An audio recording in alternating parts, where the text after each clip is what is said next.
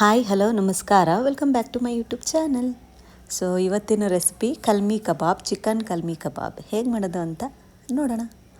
ಮೊದಲನೇದಾಗಿ ಅದಕ್ಕೆ ಬೇಕಾಗಿರೋವಂಥ ಮ್ಯಾರಿನೇಷನ್ಗೆ ಬೇಕಾಗಿರೋವಂಥ ಪೇಸ್ಟ್ನ ರೆಡಿ ಮಾಡ್ಕೊಂಬಿಡೋಣ.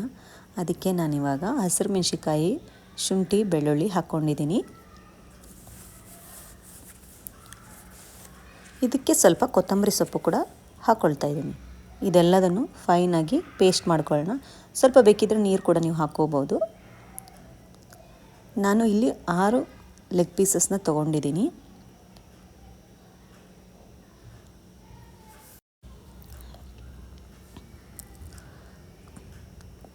ನೀವು ಲೆಗ್ ಪೀಸ್ ಆದರೂ ತೊಗೋಬೋದು, ಬೇರೆ ಯಾವ ಪೀಸಿಂದ ಕೂಡ ನೀವು ಈ ಕಬಾಬ್ನ ಮಾಡ್ಕೋಬೋದು. ಸೊ ನಾನು ಲೆಗ್ ಪೀಸಲ್ಲಿ ಮಾಡೋಣ ಅಂತ ಟ್ರೈ ಮಾಡ್ತಾಯಿದ್ದೀನಿ. ಸೊ ನಾನೇನು ಪೇಸ್ಟ್ ಮಾಡ್ಕೊಂಡಿದ್ನಲ್ಲ ಅದನ್ನೆಲ್ಲ ಇದಕ್ಕೆ ಹಾಕ್ಕೊಳ್ತಾ ಇದ್ದೀನಿ. ಸೊ ರೆಸಿಪಿ ಮಾತ್ರ ತುಂಬ ಈಸಿ, ಹಾಗೆ ತುಂಬ ರುಚಿಯಾಗಿರುತ್ತೆ. ಖಂಡಿತವಾಗ್ಲೂ ಟ್ರೈ ಮಾಡಿ, ಮಿಸ್ ಮಾಡದೆ ಟ್ರೈ ಮಾಡಿ. ಹಾಗೆ ಹೇಗೆ ಬಂದಿತ್ತು ಅಂತ ಕಮೆಂಟ್ ಮಾಡಿ ಕೂಡ ತಿಳಿಸಿ, ಓಕೆನಾ. ಸೊ ಇದಕ್ಕೆ ಸ್ವಲ್ಪ ಕೊತ್ತಂಬರಿ ಕಾಳು ಪುಡಿ ಹಾಕ್ಕೊಳ್ತಾ ಇದ್ದೀನಿ.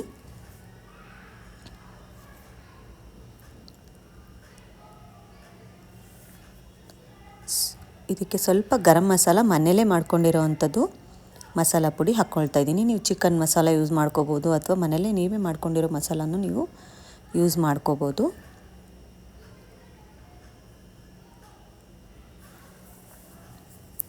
ನಾನು ಈ ರೆಸಿಪಿ ಓವನಲ್ಲಿ ಮಾಡ್ತಾಯಿದ್ದೀನಿ. ಸೊ ನೀವು ಓವನ್ ಇಲ್ಲ ಅಂದರೆ ಹಾಗೆ ತವಾದಲ್ಲಿ ಶಾಲೋ ಫ್ರೈ ಕೂಡ ಮಾಡ್ಕೋಬೋದು. ಇದಕ್ಕೆ ಅರಿಶಿನ ಪುಡಿ ಹಾಕ್ಕೊಳ್ತಾ ಇದ್ದೀನಿ.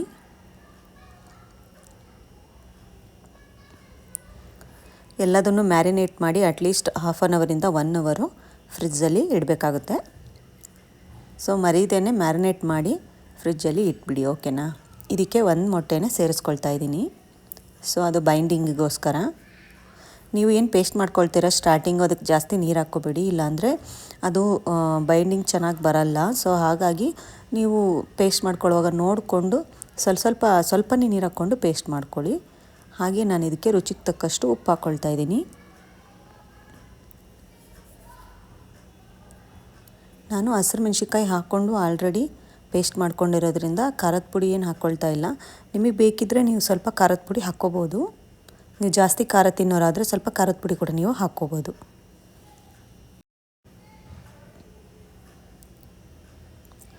ಸೊ ನೀವು ಹೊಸಬರಾಗಿದ್ದರೆ ನನ್ನ ಚಾನಲ್ನ ಸಬ್ಸ್ಕ್ರೈಬ್ ಮಾಡಿ, ವೀಡಿಯೋಸ್ ಇಷ್ಟ ಆಗ್ತಿದ್ರೆ ವೀಡಿಯೋಸ್ನ ಲೈಕ್ ಮಾಡಿ, ಓಕೆನಾ. ಯಾರಿಗಾದರೂ ಕಳಿಸ್ಬೇಕಂತ ಇದ್ದರೆ ಶೇರ್ ಮಾಡ್ಕೊಳ್ಳಿ.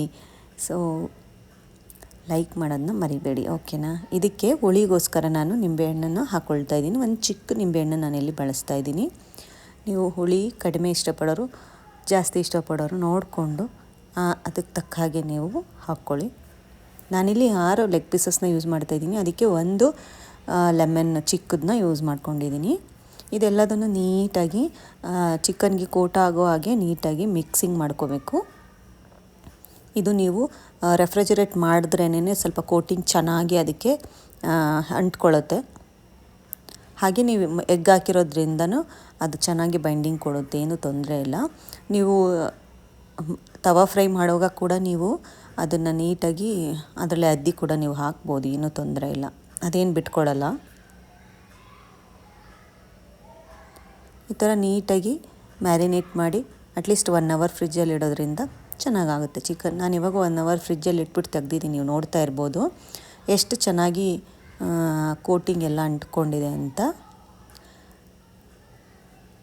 ನಾನು ಓವನಲ್ಲಿ ಮಾಡ್ತಿರೋದ್ರಿಂದ ಸೊ ಗ್ರಿಲ್ನ ಯೂಸ್ ಮಾಡ್ತಾಯಿದ್ದೀನಿ. ಈ ಗ್ರಿಲ್ಗೆ ನಾನು ಸ್ವಲ್ಪ ಆಯಿಲ್ನ ಹಚ್ಕೊಳ್ತಾ ಇದ್ದೀನಿ, ಯಾಕಂದರೆ ಅಂಟ್ಕೋಬಾರ್ದು ಅನ್ನೋ ಕಾರಣಕ್ಕೆ ಆಯಿಲ್ ಹಚ್ಕೊಂಡ್ಬಿಟ್ಟು ಈ ಥರ ನಾನು ಎಲ್ಲದನ್ನು ನೀಟಾಗಿ ಜೋಡಿಸಿ ಚಿಕನ್ ಪೀಸಸ್ನ ನೀಟಾಗಿ ಜೋಡಿಸ್ಬಿಟ್ಟು ಇಡ್ತೀನಿ ಓವನಲ್ಲಿ. ನಾನಿಲ್ಲಿ 250 ಡಿಗ್ರೀಸ್ ಹೀಟನ್ನ ಬಳಸ್ಕೊಂಡಿದ್ದೀನಿ. 20 ಮಿನಿಟ್ಸ್ವರೆಗೂ ಒಂದು ಸೈಡ್ ನೀಟಾಗಿ ಬೇಯಿಸ್ಕೊಂಡಿದ್ದೀನಿ. ಆನಂತರ ಅದನ್ನ ಓಪನ್ ಮಾಡಿ ತಕ್ಕೊಂಡು ಮೇಲೆ ನೀಟಾಗಿ ಆಯಿಲ್ ಅಪ್ಲೈ ಮಾಡಿ ಮತ್ತೆ ನೆಕ್ಸ್ಟ್ ಸೈಡನ್ನ ಫ್ಲಿಪ್ ಮಾಡಿ ಆ ಥರ ಬೇಯಿಸ್ಕೊಂಡಿದ್ದೀನಿ. 2 ಸೈಡನ್ನು ನೀಟಾಗಿ ಬೇಯಿಸ್ಕೊಂಡಿದ್ದೀನಿ.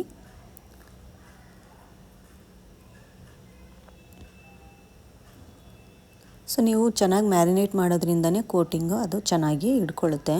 ಹಾಗೆ ರುಚಿಯಾಗಿ ಕೂಡ ಇರುತ್ತೆ. ಚೆನ್ನಾಗಿ ಚಿಕನ್ ಮ್ಯಾರಿನೇಟ್ ಆಗಿರೋದ್ರಿಂದ ರುಚಿ ಕೂಡ ಜಾಸ್ತಿ ಆಗುತ್ತೆ. ಸೊ ಸಡನ್ನಾಗಿ ಕೂಡ ನೀವು ಒಂದು ಅರ್ಧ ಗಂಟೆ ಆದರೂ ನೀವು ಅಟ್ಲೀಸ್ಟ್ ಬಿಡಬೇಕಾಗುತ್ತೆ.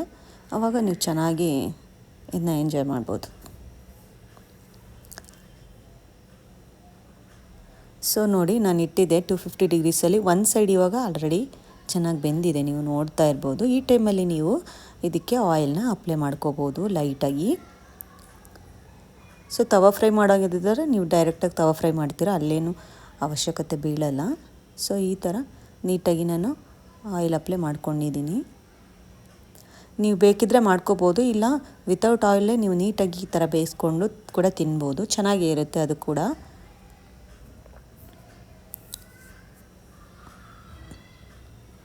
ಸೊ ಇದನ್ನು ಮತ್ತೆ ಸ್ವಲ್ಪ ಹೊತ್ತು ಬಿಟ್ಟು ಅದನ್ನು ಇನ್ನೊಂದು ಸೈಡ್ ಫ್ಲಿಪ್ ಮಾಡಿ ಕೂಡ ನೀವು ಬೇಯಿಸ್ಕೋಬೇಕಾಗುತ್ತೆ. ಸೊ ಎರಡು ಸೈಡು ಬೇಯಿಸ್ಕೊಂಡಾಗ ಸೂಪರಾಗಿ ಕಲ್ಮಿ ಕಬಾಬ್ ರೆಡಿ ಆಗುತ್ತೆ.